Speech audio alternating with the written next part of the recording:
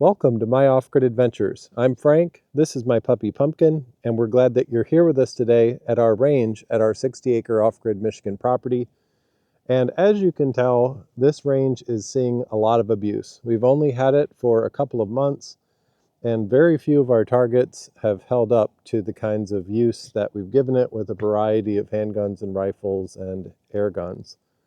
So I'm going to build something today that is not only going to save me money, but will hopefully last longer and even be better than what is more expensive that you'd find at some sporting goods stores for targets for the rifle range. So hopefully this is going to work out, and I can show you how to build it, how much it costs, where to get it. Everything I purchased was from Home Depot and Walmart, and I'll put links in the description so you can go right to those if you'd like to buy the same things. One of the problems that we found quite quickly is that with all the shooting that we do, we end up shooting through the frame or the support for the targets. So this has a fairly beefy metal spinner target. Even it didn't hold up to the AR-15 though. The bullets went clean through it. You can't tell because there's dirt and sand in those holes now, but the holes went completely through these in the first shot. They also went through the frame here, and we might get a little bit more use out of this, but it won't last long. Other targets like these self-healing spinner targets or flipping targets, same thing, but even worse. The frame for it is small and flimsy. One bullet takes that out and makes it completely useless. So maybe you know of a way to get similar wire like this or similar kind of a frame that you can slide this through, and I guess I'll look for something like that just so I don't have to toss these and throw them away. But so far those haven't lasted long. And then we have damage to targets like this that are completely our fault because we're using the wrong size ammunition. This target is made for either 22s or for air guns, and someone shot it with a 9mm. It still will spin a little bit, but it's pretty messed up. So hopefully what we'll build today will be better than what can cost many hundreds of dollars from sporting goods stores. And I think one of the reasons they're so expensive is just because of the metal Gong targets that they come with. Those are pricey in their own right. But then also they're made to be portable, both for shipping and also for using it at a variety of locations. So if you want to be able to break it down and put it in your trunk. But I think a lot of people who have a place to shoot don't need that. They don't need the portability of it, and you can actually get better material cheaper. So what we're using today is 1/2-inch pipe from Home Depot. We have a 6-foot section and 2 3-foot sections. We're going to join them with 90-degree elbows and then just use a sledgehammer to push them down into the ground. And we're just going to hang those Gong targets across the pipe using rope. And yes, we'll shoot through the rope, but we can easily and cheaply replace that rope.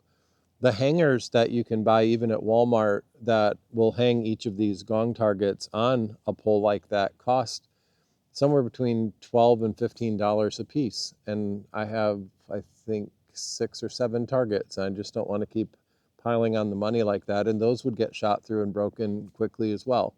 So hopefully the rope will be the solution. And when it does break, we'll just quickly tie another piece on. Let's get started.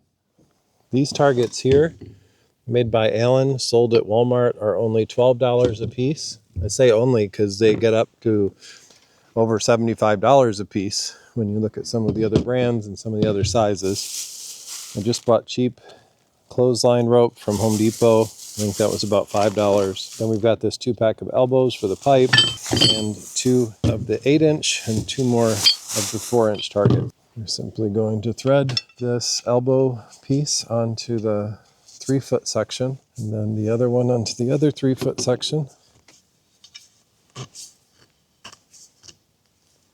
And we'll attach it to each end.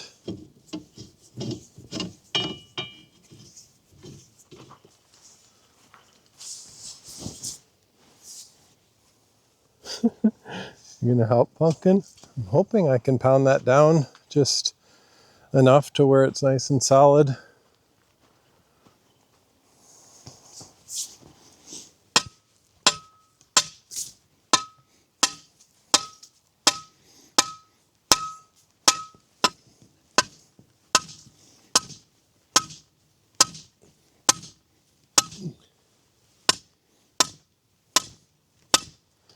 I might put some cement down there later on if it's needed.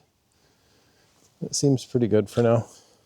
Okay, we have 7. We have 5 of the small ones that are 4 inches each, and 2 of the 8-inch ones that cost $25 a piece. Just doing a simple knot. I don't know how to do a good one. Doesn't need to hang very far.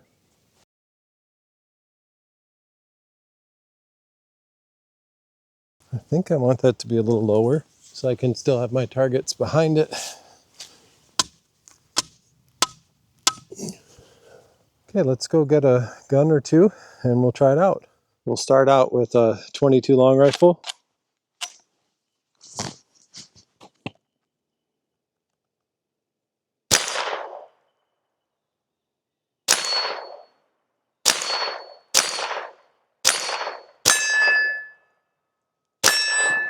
Now for the 9mm, we have a Smith & Wesson M&P FCP.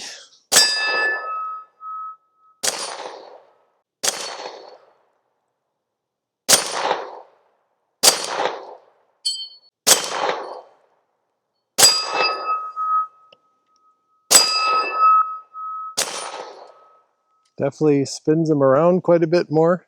Overall though, I'm happy with what we've got here. We've got a solid base for these, a cheap and easy replaceable solution for what hangs the Gong targets from the pipe, and I think this will just be fine for us. So again, everything is in the description if you'd like to check out what parts we purchased and how we did it, and we'll keep you posted about how this holds up and if we have to modify it at all.